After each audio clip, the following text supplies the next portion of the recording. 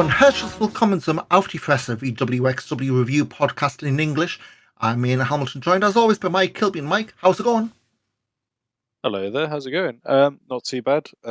As per the last episode, I'm still working through ECW from 2000. That's good fun. Hey, there's not any WXW, so It's a lot better from the stuff that came in the 2000s, I guess. So yeah. But yeah, I mean, so obviously just before we recorded, when we recorded last time in the thick of the Euros, didn't work for England. Football didn't come home. Like Christopher Forberg, made sure to remind us about that. But we've got another European Championship to talk about. This past Saturday, the Batch Cup in Frankfurt, 430 people packed in for the Wrestling Europameisterschaft. And I know I've butchered that. I'm not doing a second take. So this was the one-night tournament to crown the inaugural European champion. Sure, I guess you could say we probably were a bit hard on the build-up too. That's because weeks of no names, no nothing. I think at one point, I don't know if it's a live report in March they said it was going to be a round system. That quickly got airbrushed out if that was true. They announced the lineup June the European Championships, Football One. It's like a week before Nita Vaughan pulled out of injury. We got Aitash Bahar in for his first WXW match since April 2023, which good welcome back. But yeah, I guess the big one for this, Mike, the first half of the show they streamed live for free in English on YouTube, second half behind the paywall. But it was definitely a bit of an effort to get the English speaking crowd in, especially dangling that carrot first half completely free. Yeah, it was. I don't know how successful it was because I didn't. Obviously, I did watch it live, but I didn't ever see, and I didn't see that many people who were sort of signing up on the back of it. So, especially in comparison to maybe like when they've done the pre-show matches, I didn't feel like there was any major sort of boost in terms of numbers. I don't know if you have the same thought, but yeah. I mean, I was watching the first half. I mean, I was away for the weekend, but I saw the first half, live, and then second half picked up later on. I saw a few names, but it certainly wasn't the like rat-a-tat-tat you'd get at some point. I think maybe part of that is because the English stuff. So originally they had was the Dave Bradshaw's meant to be doing the English comms. The IT hell everyone had last Friday meant a load of flights out of place. Davis is one of them, so he ended up with Matt DeMarcy and Robin Christopher Forberg doing English as well.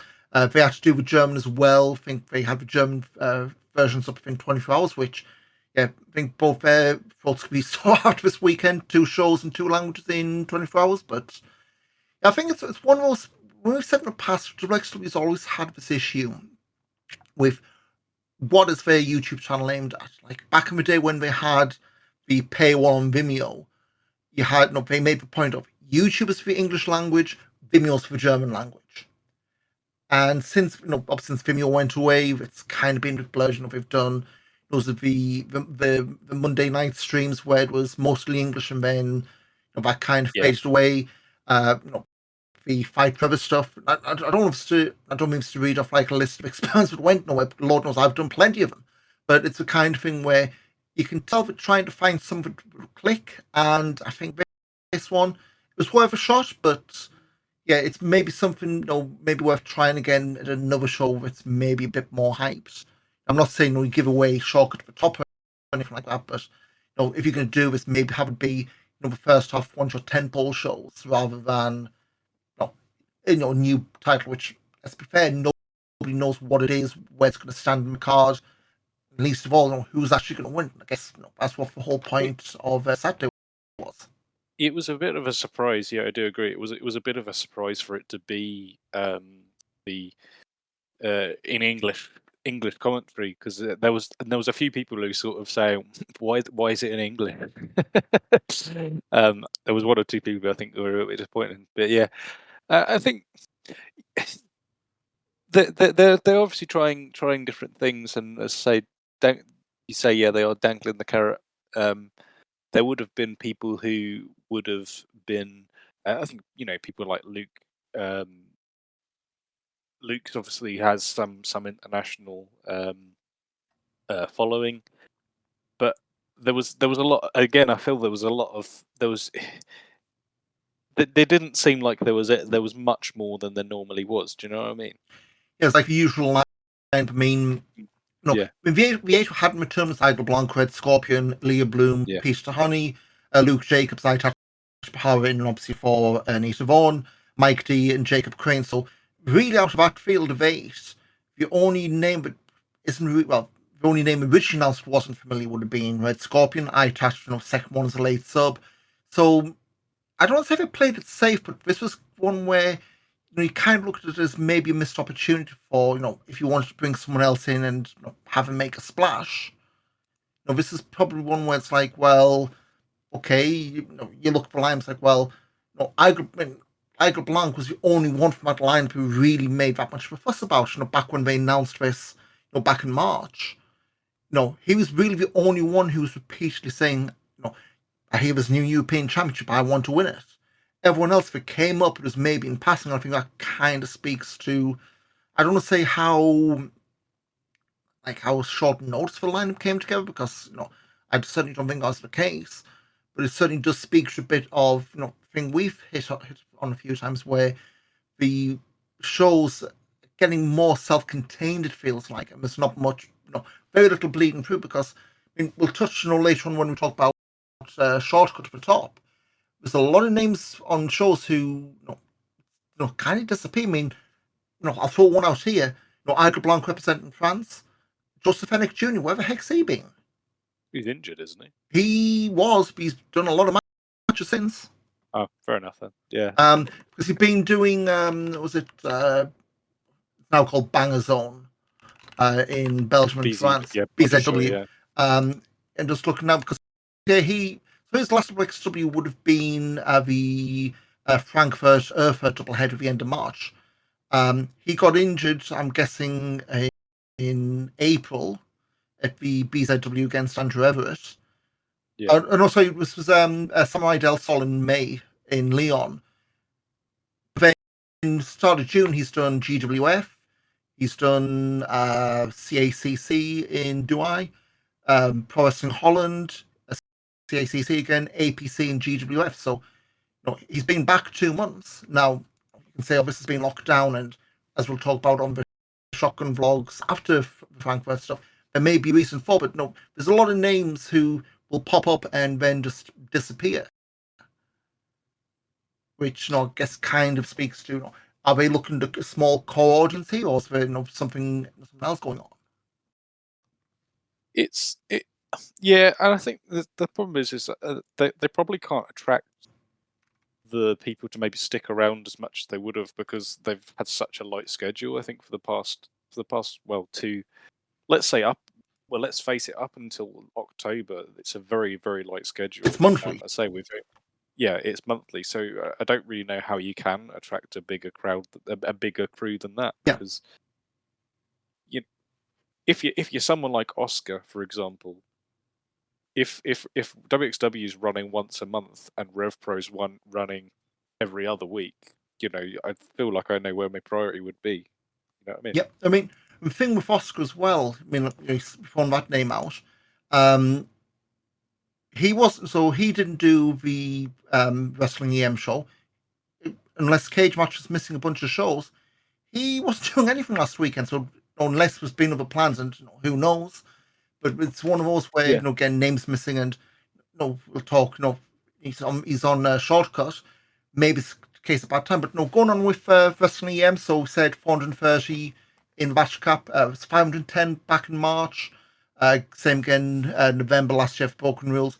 Slightly up on the 370 for the Wheel of Wrestling got this time last year. So I guess kind of is it Horn and Tiefen? Timo used to say peaks and valleys.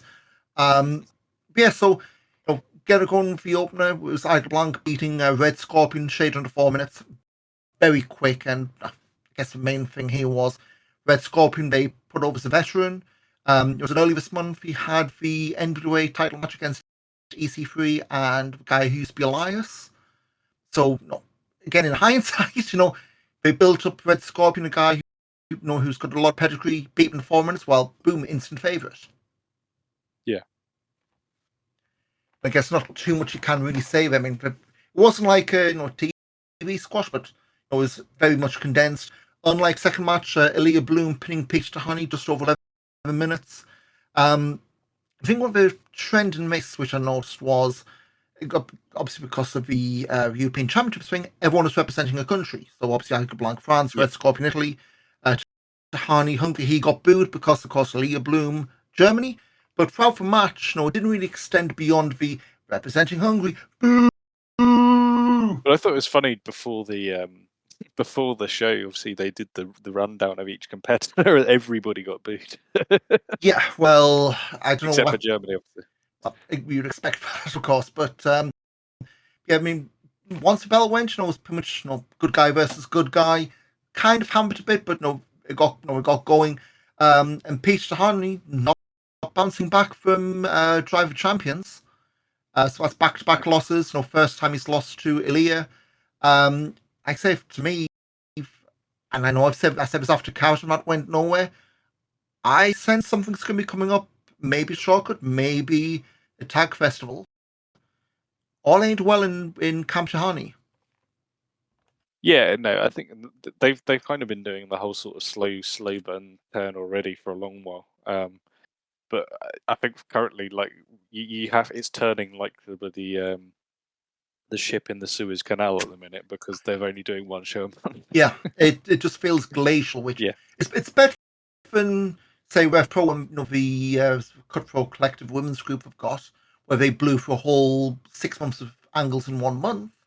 But it's trying to find that happy medium, I guess. And I know we are starting to put more shows on the calendar for next year, so yeah, we'll see. But next up, this one may well be my match of the whole show. Luke Jacobs submitting eye touch in just under 8 minutes. Where the hell's this eye touch being made? Because I know he's not been on. I mean, he's not been on WXW for over a year. He's not been on bloody taped WXW show since the COVID era.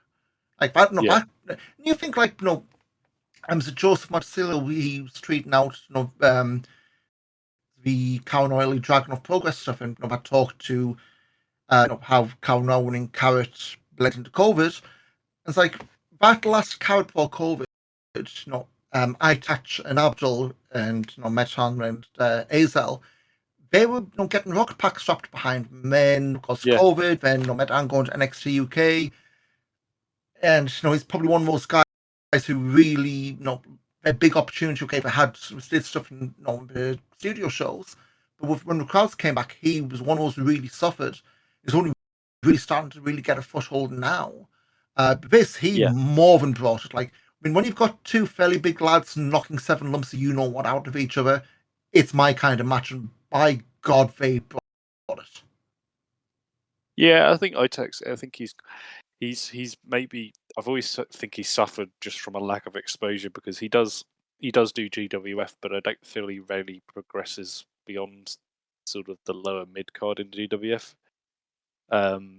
Likewise, he does things like not Passion Pro. I always get it confused. The Berlin Nova. Nova, yeah, like Nova. He kind of never really, he gets on those shows, but there's a very limited audience for those shows. And if there's an element, if you're not in WXW, you're nowhere really. And I think that is somewhere Itax really suffers. Yeah, just looking at this But yeah, cage. So just looking at this cage he match. definitely proved that he's someone who's yeah, Yeah, and yeah, there's like the last 3 months, WXW, GWF. Didn't realize he's tag champions there, but spin of a dice, and probably win tag belts there. yeah, It feels like Unlimited, Yoara, ERW, the old. It used to be Pro Wrestling Deutschland in the former life. yeah. So It's just it's the not same with not the getting same the tier of exposure he stuff, yeah. needs.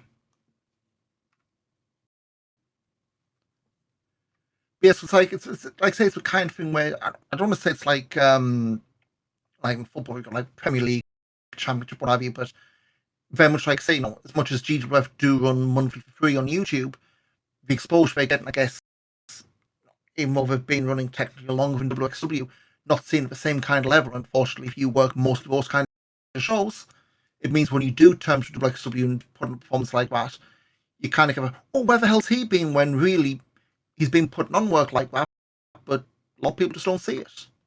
If you give things away for free, there does sometimes become an element of sort of value, and shows that appear on YouTube, I always find they get put on the I'll watch them later and a list of they'll get put on the watch later list of Doom and then never get watched. Yeah. Because there's no urgency with them, and I think that's possibly the problem with it, especially with GWF. And I mean, I was always going to be watching this show, but like I can see people who maybe would have gone, yeah, I might pop that on for this show, and they would have had the same problem. They wouldn't see Night Edge. Yeah. It's always a bit of a never never thing with that sort of. But yeah, I mean, I wouldn't say it wasn't a squash or anything like that, but certainly very heavy towards Luke Jacobs. When you think like this weekend he's going for the Progress belt, next month he's got Oku for the Rev Pro belt. I don't want to say, oh well, because he's booked like this elsewhere, he should have won handily, but it's also kind of thing, relative statures, even in WXW, was kind of expected result. I guess another one kind of falls in the expected result. Mike D breezing past Jacob Crane. Of course, was Crane's first match since his return from Big Japan. Like I say, it wasn't totally blown out, but this felt very squash like they put it through as Jacob Crane, hard fought. But to me, it felt like Mike D was only ever going to be one winner, unfortunately. Yeah, so obviously is his first appearance since he was in Big Japan. He's got the required Japanese tour jacket, so fair play to him. Better from the Bear Steakhouse stuff, I guess. Yeah, exactly. No, I thought this was pretty decent. I say it was always going to be the Mike D show with this, but obviously they did kind of put a bit more emphasis on, like, Jacob Crane's a different guy now. He's learned a few things. He's honourable now, more respectful. So there's that as well. So I feel like that was sort of an interesting.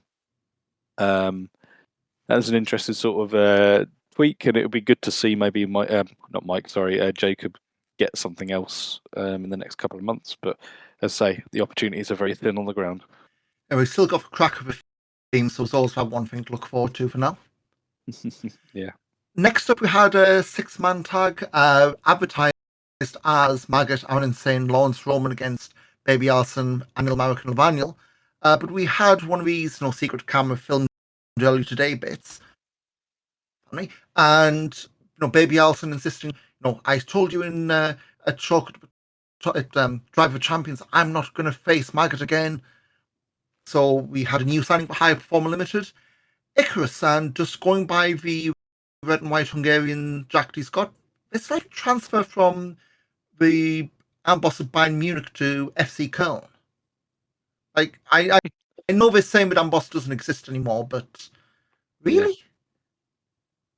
Yeah, it's a bit of a step down. Although I did feel like the Shotgun blog did. The Shotgun blog has plugged a lot of gaps, admittedly. Yeah. The other thing, I know you made this point. Lawrence Roman, why is the music for his I Succeeded video package's actual entrance music? It absolutely doesn't fit. Yeah, it's a terrible theme. It's a terrible theme. So yeah, this is the first post Amboss Roman we get. He's got the bloody jobber text on the screen video, which is not good, not a good sign, and a terrible theme. Again, not a great sign. I feel like Roman immediately goes into a kind of a nothing match against a sort of a dead faction with High Performer. He was a bit of a side. He was a sideshow to the whole Maggot Allison. That's the thing I just couldn't get over. It's like, he won Carrot, he dethroned the big bad, Robert Dreisker, and the first match afterwards, he's a sideshow. Like, and I get they did the whole, well, Icarus is in, and you've got the the former brothers now, the big people. But again, Shotgun Vlog, Icarus is going after the tag belts. So, is this was that always the plan? Was this always going to be like? I don't understand how he's a credible champion over. Obviously he wasn't gonna. But like, Dreisker beat Irie, like Irie could have won the title over Carrot. He definitely could have. Yeah. Not that he would have been, because he was obviously going back home, but like he could have done. And there's no, compared to him, there is no credibility in him being champion for me. And him immediately flipping into this sort of mid card thing is not a good sign. Yeah, with like I know when I was looking at the schedules, like, okay, this is the potentially egg you on. Like, in hindsight, would have been better just not to have him on the show. Grab anybody else.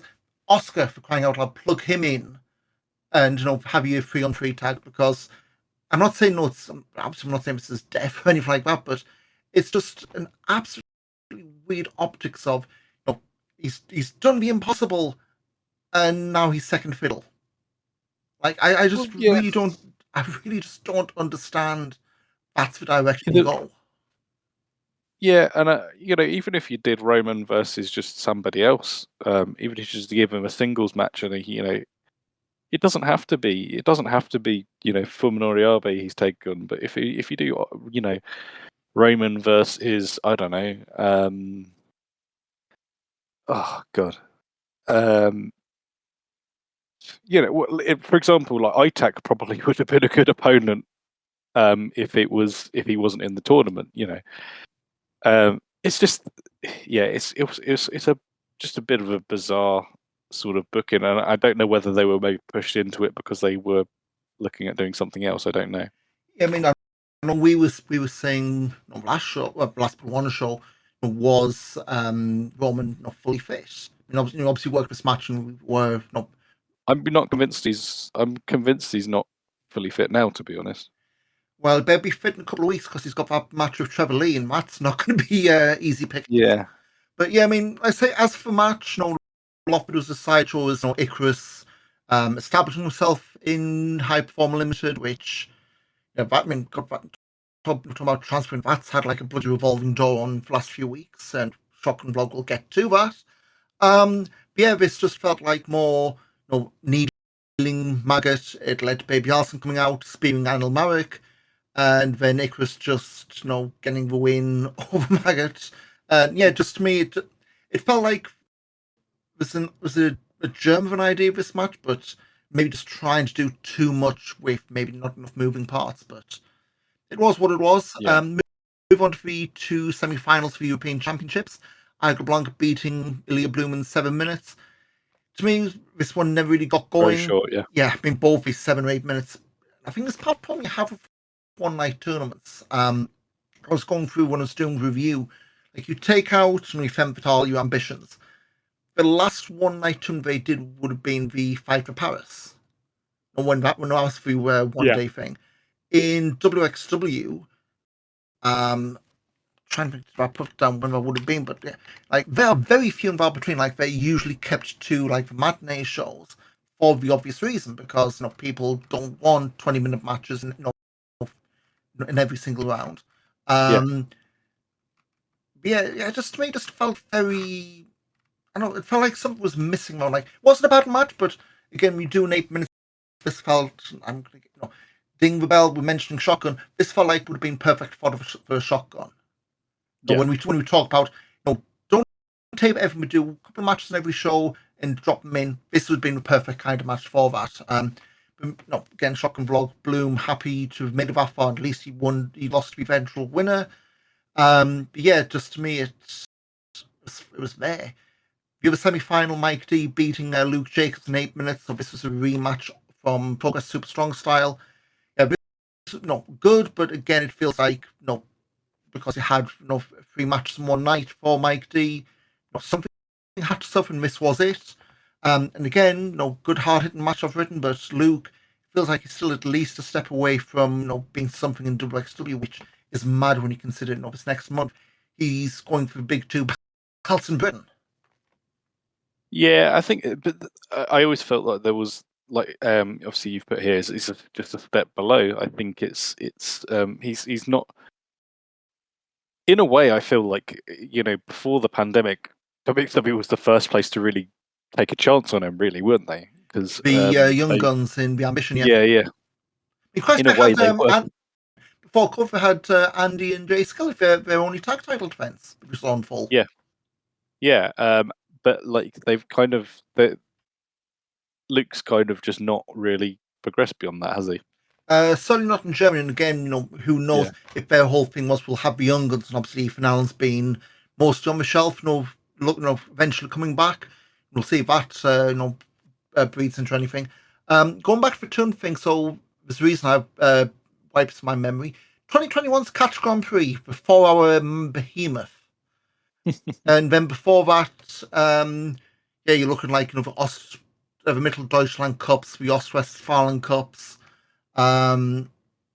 Really, you're going in terms of 1-day tournaments. It's the local stuff.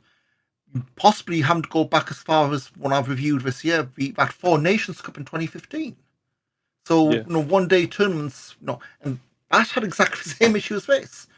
No, 3 rounds in one night. Oh, I wasn't 3 rounds, but same, a lot of matches, a lot of double duty. You getting this, but yes, for the other big match on the show, who beating Axel Tischer just over 17 minutes. So a big build-up going in, or who pissed off it. He's meant to have faced Tischer in Leipzig. I noticed I don't know if it's my bad German or what have you, but did they try to retcon? Oh, Axman wasn't there when they rebooked that because they ended up doing Axman and Dennis Dolnik in Leipzig to do the tag title feud we're doing there. Obviously, the Matt Cardona Finger Driver Champions didn't happen because Cardona's injured. It So didn't get mentioned, no. they played this as who was finally getting the big match. And apart from the match maybe going a bit too long, I thought this was pretty damn good. We've always said who's got a low floor, pretty low floor, but could go higher than target. I think this is probably one of the first signs of proof I've had since the comeback at least. But yeah, the lows may be low, but the highs are pretty damn high. Yeah, and they sort of said, this is probably his biggest victory as a singles person. I was trying to think, well, yeah, it probably is, unless you consider like him getting to the semis of Carrot. I suppose if you get, but then, as I say, I think this was a good match. Tisha sort of high standards continued, even if he very much feels like a sort of a second-rate wrestler in WXW. He's just not really pushed at all, is he? I think this, as I say, it was sort of justifiably the big match, and obviously it was going to go over well in Frankfurt as well, being sort of the hometown sort of crowd, and that makes a lot of sense. Yeah, I think this was probably, apart from the final, I think this was probably the match of the night for me. And again, finish was who were winning with the Salamandra, which is a spinning Death Valley driver. Or it's almost like a bloody spinning tombstone, like Zangief in Street Fighter. Which, I shrieked when I saw that, just especially for camera angle, caught from spinning into the lens. Like, Axeman always good, for these kind of things. Okay, it's another loss, but it seems a shocking block. He's got multiple things on the go. And of course, main event, European Championship Tournament final. Idle Blanc beating Mike D to win. We played with both men were exhausted going, although I found that relatively funny given Idle has had the shorter matches. See him going in, testing his neck and the jaw. It's like, mate, you've had 2 matches go 10 minutes. Like, Mike D been nearly double that time, but of course, Mike T had a leg injury, picked up in the match with Luke. Cost him towards the end. Michael, did was the stomp off the top, then the 450 splash to win. Probably match of a tournament after the Luke high touch match, but yeah, I think it's one of those if you do a 1-night tournament, if you all about star ratings for quality is going to suffer because of working 3 times in one night. For pretty solid show. As we've mentioned, probably is suffering a lot for the whole at least intellectually 1 show a month. It's not really giving that much room for him to stretch the legs creatively, and a lot of it really having to pull over onto the shotgun vlog, which luckily for us went up this afternoon. That was a surprise. Normally they go up like the day after, so cheers, Mark. But a few beats, so Mike D angling for a rematch with Feigl Blanc, see if that comes. Tahani, even more frustrated with those losses. I would not be surprised if they dig up the whole, as we mentioned on the Driver Champion show. Hey, the locker room did nothing to help him when Dreisker was cheating to win, but we're all ready to pour behind Lawrence Roman. If that doesn't play into any kind of turn, I would be amazed. Like that's a tap in really, but we'll see. Who wants that match with Matt Cardona? Of course, Matt Cardona is a tag festival, but he says he wants to defend the shotgun title. Now, if you've been following along, shotgun champion is Uhura, so we've got Levaniel against Uhura at Shortcut for top. Levaniel, because the way they edit these is, they'll do like the, the promo and response. Levaniel said, yeah, you should stay flipping burgers, which I do like how we're getting the reference to that Mama's Boy burger in, directly or otherwise, but we'll see how that one goes. Movement and High Performer Limited, Robin Christopher fired Baby Allison from the group because of the speed to Anil Marek. She was threatened to quit, but because she's been fired, there's no non-compete, so that's how they get around the whole, well, Tristan Archer quit, and he can't work here anymore. How does Baby Allison quit and get to work? That kind of stuff. Yeah. So, yeah, at least we've smoothed over that detail.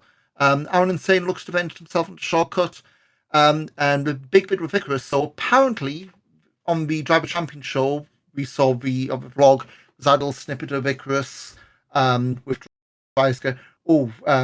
So how about we become a tag team again and we win Tag Festival? And Dreisker stormed off, never to be seen again outside of Wednesday Night Heat. Icarus apparently said that Amboss has got a guaranteed spot in Tag Festival, but since Amboss is clearly in the past, I guess he now owns the spot. It's going to High Performer Limited, so despite Marek and Baby Allison losing the qualifier, Anil Marek and Icarus looks like they're going to be walking straight into World Tag Festival. That's not been confirmed yet, but that certainly looks to be the way they're going. Lawrence Roman, at least based on the comments there, looked to be heading into a feud of Icarus and High Performer Limited, which we'll see how that goes. I'm not too convinced, but again, as we said last time, who set up this? Really, you're going to be looking for whoever comes out of Shortcut for top, and we'll see there. But other matches of Shortcut for top, we've got Yuta Nakashima returning to WXW. So him and Oscar as Youngblood to take on the returning Big Bucks. Norman Harris and Alex Duke. Norman back from his knee injury. They did run that a few times over Carrot Weekend, of course, with Nita replacing the injured Yuto. So things like the third or fourth time of asking, we're finally going to be able to do that. We've got Michael. And obviously, Yuto came back from injury as a bit of a surprise a few weeks back in RevPro, didn't he? So. Yeah, in Stevens was the street fight with Oscar and Shaw Samuels, and well, I don't know if World of Sport's playing a hand there, but I mean that's a discussion on an entirely different podcast. But Youngblood back in RevPro, they've since lost, mind, to Sunshine Machine, but it is what it is. Michael Oku, he's taken on Igor Blanc for the European title. Ty was back into Frankfurt last year. Igor was the first person to lose to Michael Oku in Frankfurt last year in a really good match. So let's see if Light can hit twice. For Michael, I guess he's just lucky to be avoiding Mike D launching him out of Shortcut for top second year in a row. But we'll see how that goes. I think all in all, Wrestling EM, I think it's a decent show, but like we say, in terms of storyline beats, I had this criticism back of What Culture back in the day. If you're relying on your audience following a shoulder program or watching every single video on YouTube or Twitter or wherever you're posting them, something needs to change. Like they've done these surveys we put out. We would be remiss if they put a survey out. Basically, one person who fills it in will get like a festival pass out for Tag Festival Carrot. And I've filled in. One of the things I've said is, paraphrasing, if you're not going to bring back Shotgun, at least show some of these vlog things during the show. Yeah. Because where you get now, I know logistically it'll be a nightmare. It'll need you filming this stuff clearly offset or having a rapid turnaround. Maybe it's me. You don't need to have your stuff in Frankfurt filmed with a batch capsule in the background. You can have nondescript nondescript locker rooms or offside or whatever. But to me, it's the kind of thing you'll have a core of fans who will watch the shows and that's it. Yeah, but if your show's at 6, your call time isn't. You surely your call time should be 3, 4. So you've got there's plenty of time to shoot things before shows, even if it's, or you say, can you please get this shot by this date? Yeah, or even with something like, hey, it'd be film in Frankfurt for to drop in at shortcut or something like that, where you dropped in Yeah, the actual show. But that's again, maybe it's just me, but I did have a feeling. I think it was Stricker was saying back at Driver Champions, people he was at the show with hadn't seen anything since Scout, or hadn't seen much since Scout. And a lot of stuff's going on as a surprise because they're not watching the vlogs, they're not checking no, out every single tweet. And I think that's one of the things. The vast majority of your audience will be watching more shows and absorbing most of more shows you'd expect. But mm. yeah, we'll see how it goes. But a couple of news bits. So another name for Femme Fatale, we've got Debbie Keitel. She's making her WWE debut there. She's also been advertised for Bad Sackingen later in October. So yeah, I mean, was it Valkyrie? She did a few shows before COVID. So Yeah, guess you have half of was it War Queens were called before. Woke Queens, yeah. So yeah, there's the other half coming a few years later. And announced we've got Fan that's coming to Frankfurt this year, November 9th for the Batch Cup. It's the first time that Fan will be in Frankfurt. It was part of that little fate, that triple header in Oberhausen and Hamburg with Progress. But Oberhausen and Hamburg Yeah, got the two fan shows, Frankfurt shotgun taping. Tickets are on sale now anyway, so we'll see how that goes. Yeah, they're starting to pad out the end of the year schedule, and yeah, I mean, definitely need more than one show a month, and hopefully, now the football's over, we start getting more stuff added to the slate. Definitely going into 2025. yeah, Just looking on like Cage Match WXW, so I'll go through the upcoming shows, but like we've got Shortcut next month, then Bielefeld, then Tag Festival weekend. Uh, Then after that, based on Miss fans for next taped show for start of November, Broken Rules the end of November, and then anniversary show. So at least in terms of stuff that's going to be streamed, we're sticking with one, maybe 2 a month, which it's going to be a challenge, but we'll see how we go. But of course, up next, discounting Wednesday night heats in Gelsenkirchen, August 10th of Turbine Hall in Oberhausen, Schalke at the top. So on the card, we've got Nick Shrine, Mike DeVecchio challenging Dennis Stolnik and Hector Invictus for the tag titles. Trevor Lee making his return to WXW, taking on Lawrence Roman. That's for the Unified World Wrestling title. Levaniel defending the shotgun belt against Ahura. Igor Blanc defending the European title against Michael Oku. Young Blood take on Big Bucks. And for shortcut of a top match, we've got Oscar, Levaniel, Fast Time Mudo, Axel Tischer, Nick Shrine, Ahura. There's 6 names.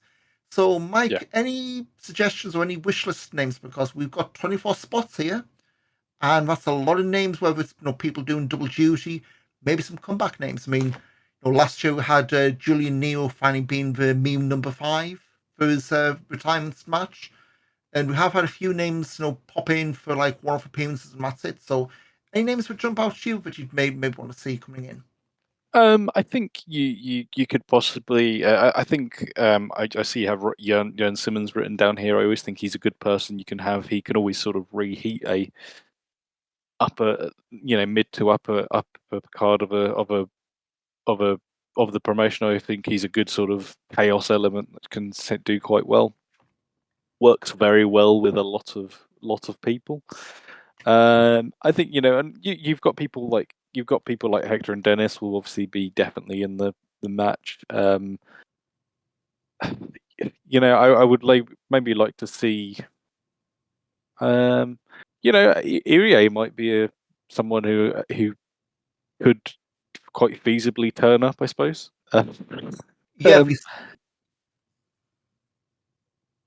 yeah, I if don't he's think a he's doing the European tours this early, but I mean, tour, he doesn't exactly tweet, "Hey guys, I'm going to be in Europe from August to yeah, November." So he doesn't.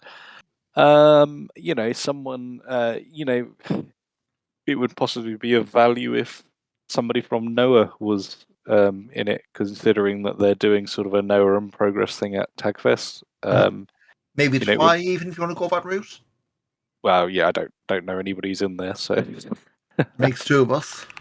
yeah. So what Kenta? Yeah, all right.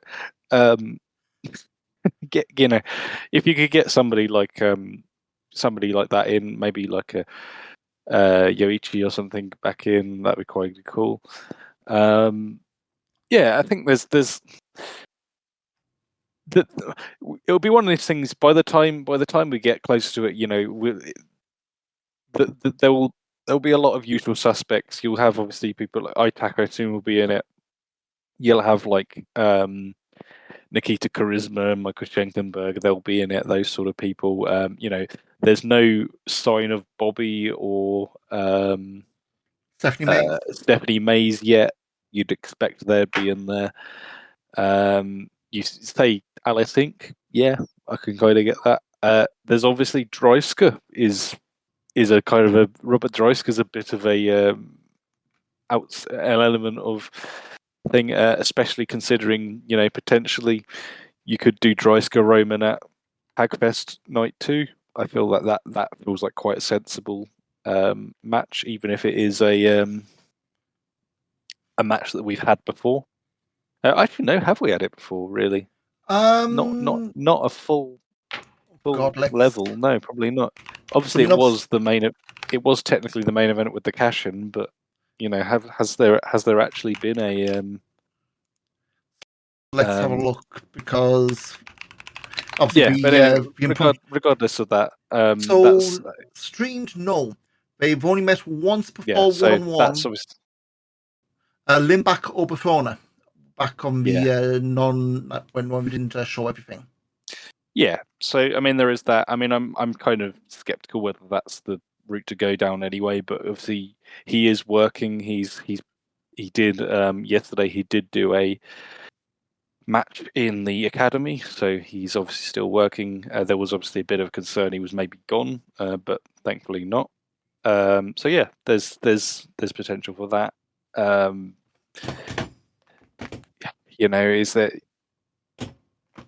Is there room for somebody from maybe somebody from GWF potentially to come in ahead of the Berlin show?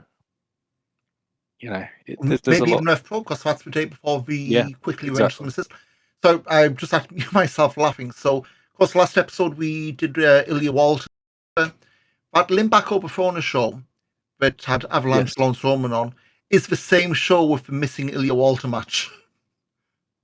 Yes. Well, there we go then. It also featured Hector Invictus back when he thought he was a rapper. What TKO? Yeah, There against Hakeem Baku in the opener. This must have been recorded because they've got like match times and everything for these, but this would have It was been in well after. Germany, so they would have. There might have been somebody with a stopwatch. Some of the names, it's like a bloody time capsule. Audrey Bride against Killer Kelly. Christopher Anthony, Matt Buckner, and Rick Baxter against the Catch Connection.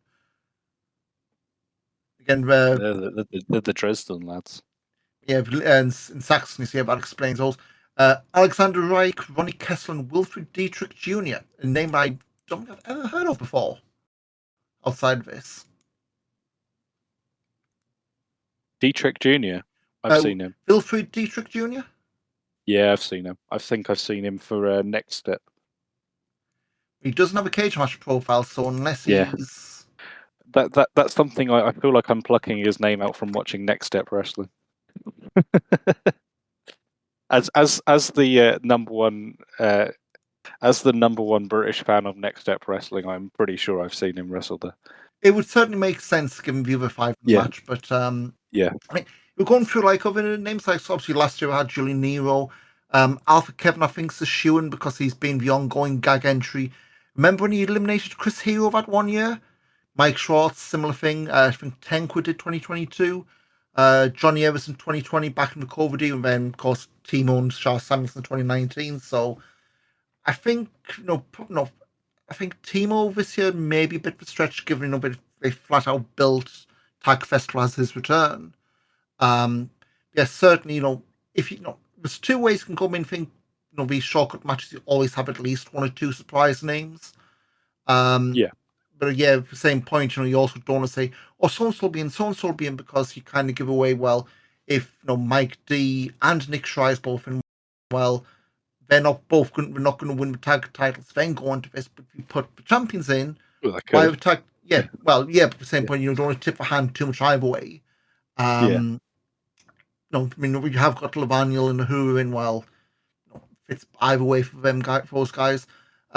You'd maybe expect Magazine. He won last year with the shoulder injury, which kind of still he's probably just getting over. You'd suspect, but we'll see. Of course, that's August 10th. More than likely, well, I haven't said otherwise. Live streaming on DirectV now, so we'll keep an eye on that.